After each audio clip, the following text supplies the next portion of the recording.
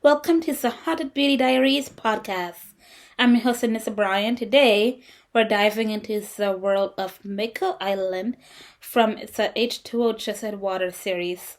We'll discuss conspiracy theories, and I'll be doing a makeup look inspired by their mermaid attire. We'll also talk about the struggles authors face when writing a book. I hope you enjoy this concept, and if you do, please like, comment, and subscribe to my channel. Don't forget to click the notification bell so you never miss a video, and interact with every button on the screen. It really helps me keep going. So I finished watching Winx Club, and now I'm going to start some movies in order. I can't wait to get to the Netflix series, because I just found out there's a new version of Winx Club on Netflix. Unfortunately, we only have one season of H2O Just Add Water in Canada on Netflix. So for now, I am rewatching it on an app called Fawsome. I can't believe they have that show. They have a lot of TV shows and movies you can stream for free with ads. Fawsome is great. One day, I wanted to watch Radio Rebel. I bought McDonald's and searched for the movie, but it was only available to rent or buy. Everything you want to watch isn't available for free, and what you don't want to watch gets recommended for free. Unbelievable, right? So yeah, I bought food the other day and discovered the app and was like, geez, they have Radio Rebel and H2O. Finally, I get to rewatch this iconic show I grew up with. Other than that, I've been to my family picnic and it was actually fun. I didn't slouch in the chair and wait in the car to go home. I brought my laptop, books, and phone chargers and was able to write a little bit. I barely went on Instagram and TikTok, even though I was on live for a little while. I was actually engaging in conversation with my cousins the whole time. It was nice to find out that they actually care about me. So yeah, we're planning to go to a cottage next year, so hopefully I'll get to go to that. Then we had another barbecue at my house the day after, since it was a long weekend on Monday. We played bingo, and that was nice. I also have a new friend, so hopefully we'll get to text and hang out and stuff. Right now I am currently writing chapter 1 of my new books. One is a fantasy about witches called Full Moon Powers, inspired by H2O Just Add Water and Witches of East End. I'm also writing a memoir about my personal life experiences called Living Life Without Experiencing Life Experiences, Why Selena Gomez Means a Lot to Me. I will discuss more about the struggles I'm facing while writing later. I can't speak for every author, but I'll share my own experiences and hope that you can relate. Then maybe, hopefully soon, I'll share more about the project and publishing deal. Since I'm rewatching H2O Just Add Water, I've decided to talk about it in this week's episode of the Haunted Beaut Diaries Podcast. We're diving into some conspiracy theories I've come up with, starting with the first one. Transformation time. Why can't the girls have a longer time to transform when water hits their skin? It's almost instant.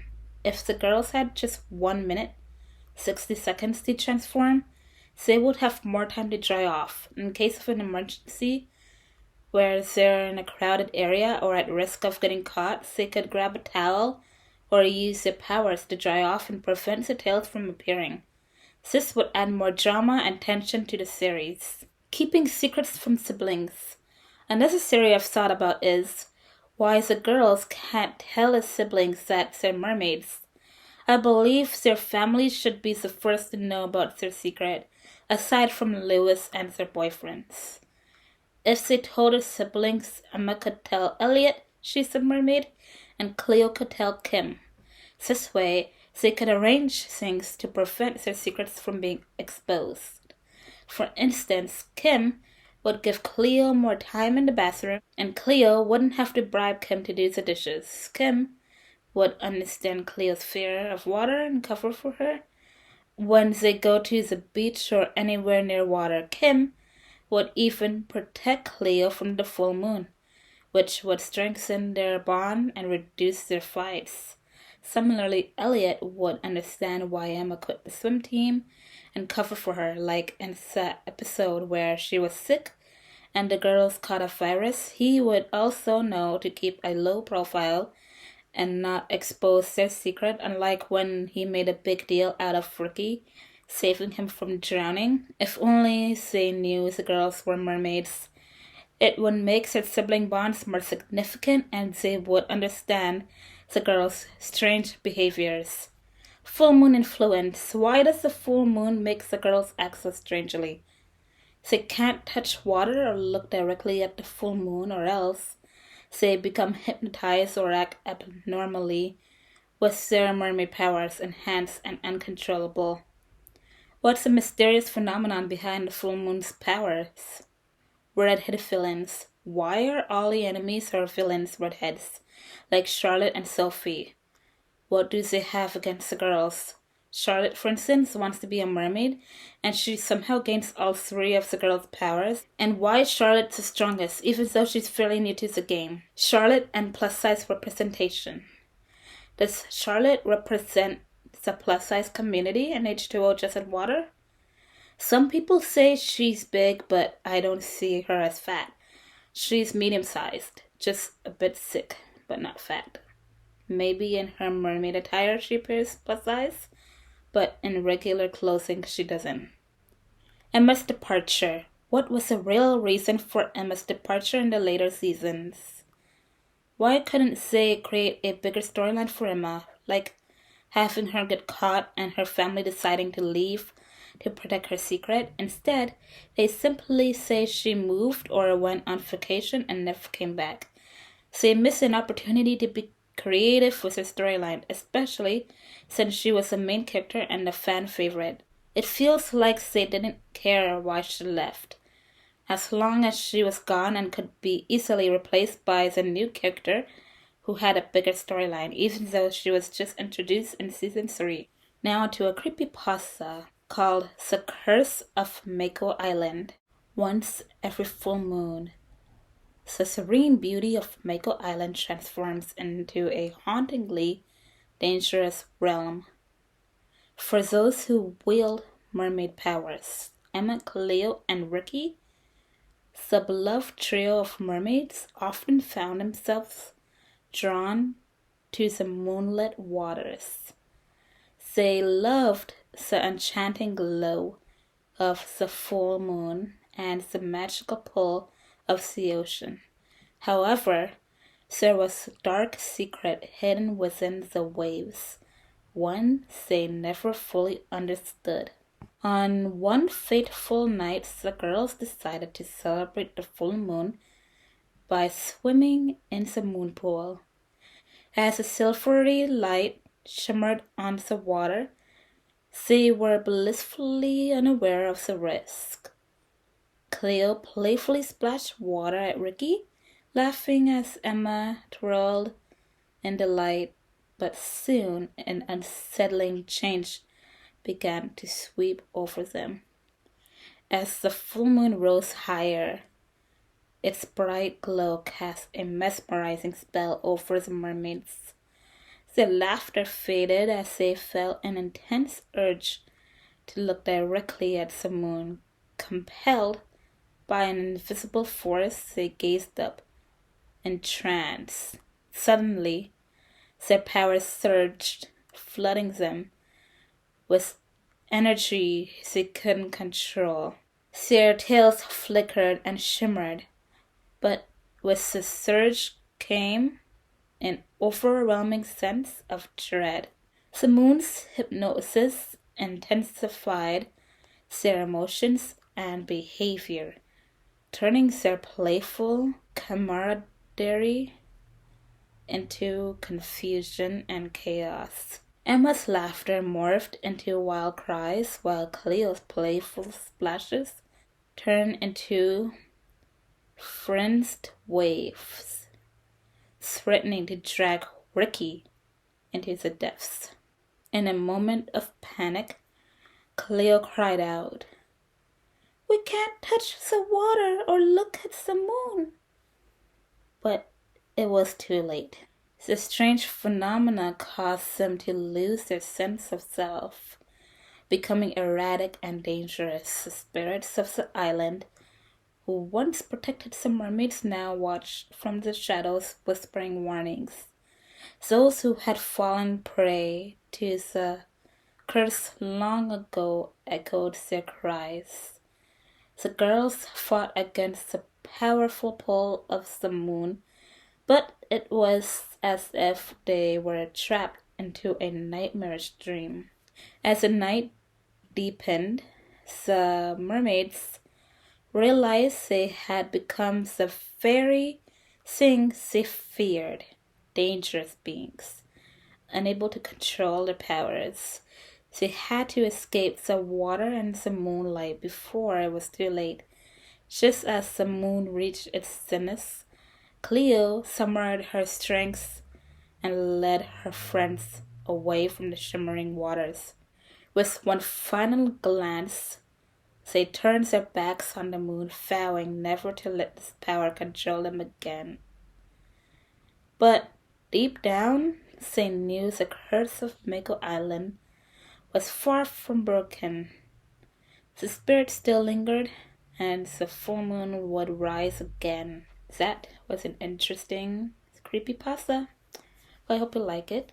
Now on to fun facts about H2O Just Add Water. The show was filmed on location at SeaWorld on the Gold Coast, Queensland, Australia. The mermaid tails were made from a combination of foam, latex, and silicone, and took about 30 minutes to put on.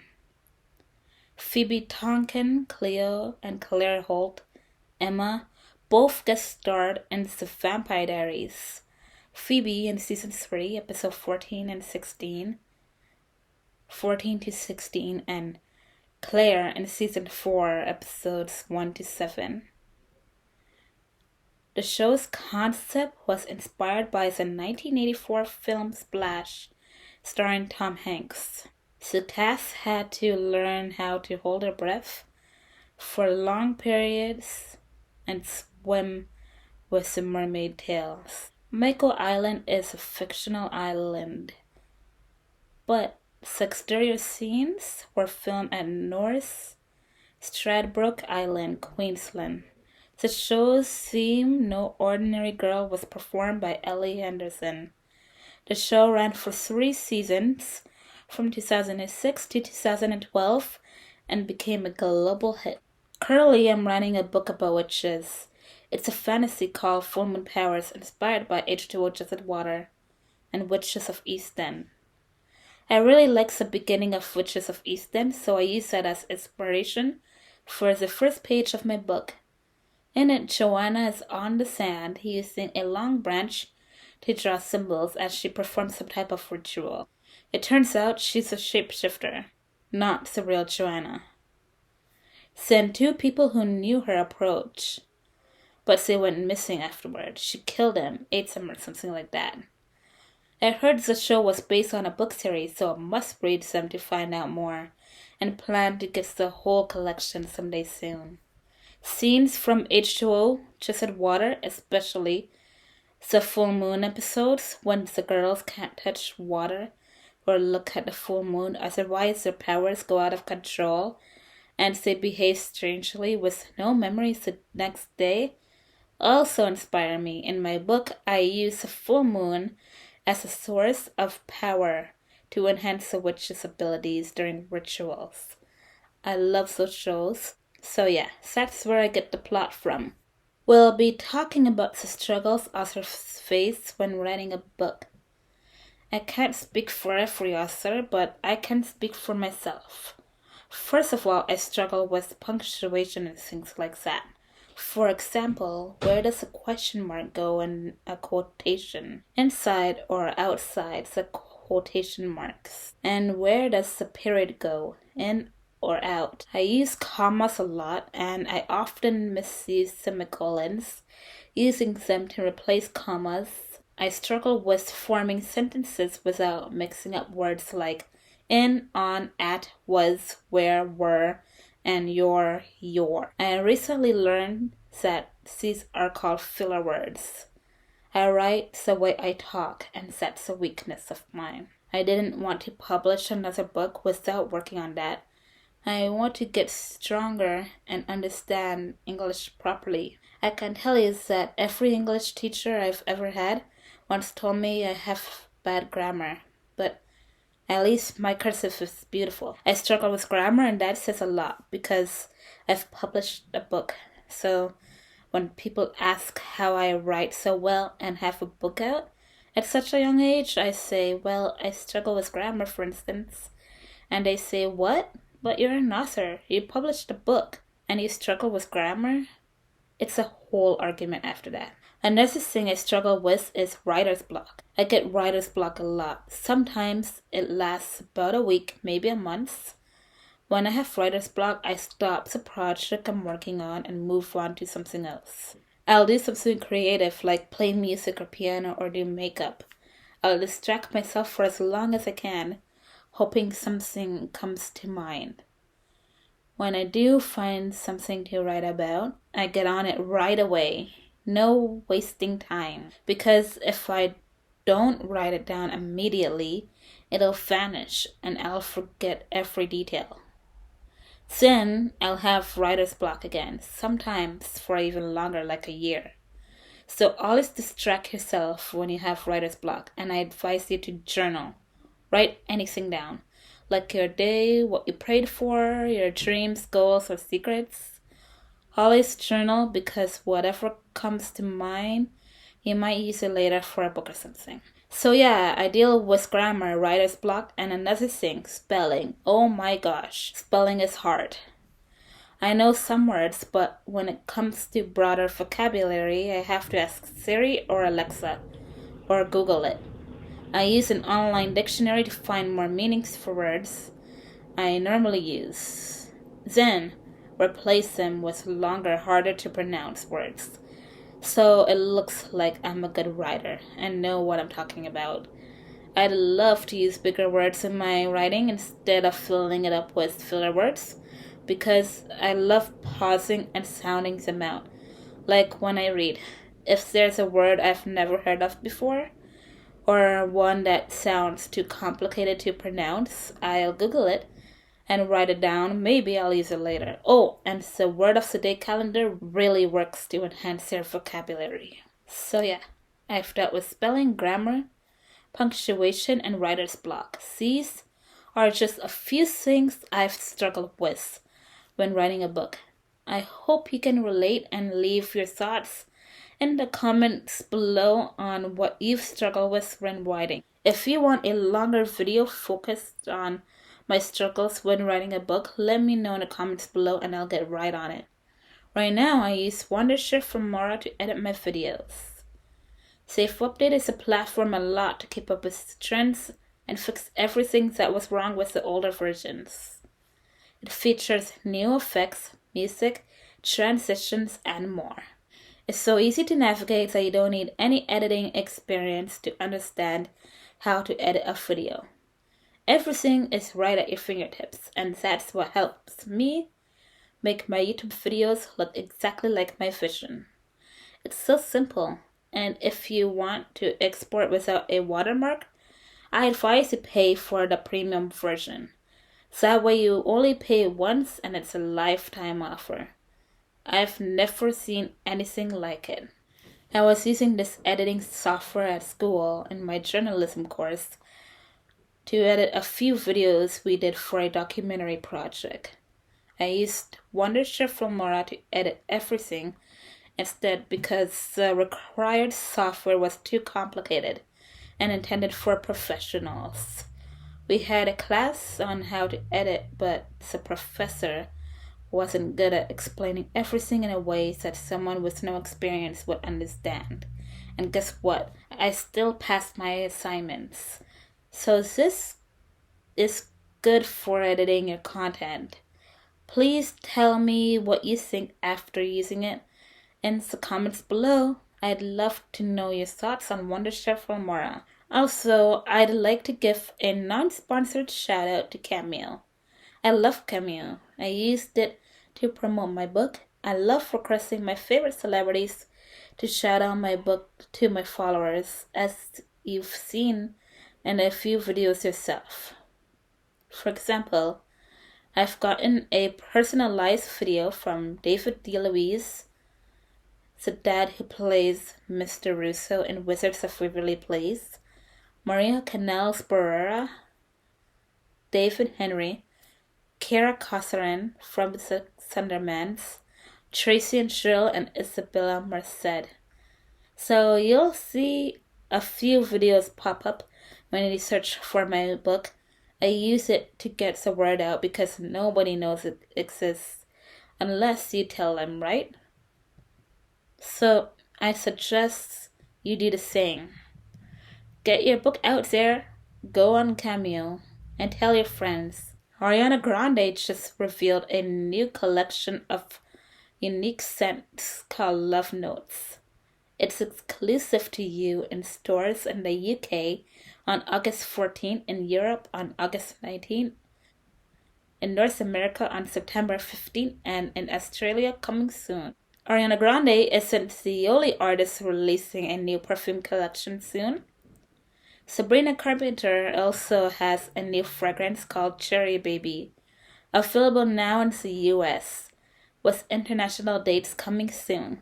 So yeah guys, that's it for today's episode on H2O Just Add Water conspiracy series and mermaid makeup look, along with the struggles authors face when writing a book. I hope you enjoyed this episode. I can't wait to see you guys next week. Until then, like, comment, and subscribe to my channel. Click the notification bell so you never miss a video. And if you've made it to the end, comment, Aquamarine is my favorite movie. I love Aquamarine. And Emma Roberts' character in it. So yeah, it'll confuse people who haven't watched until the end. See you soon. Stay spooky, beautiful people.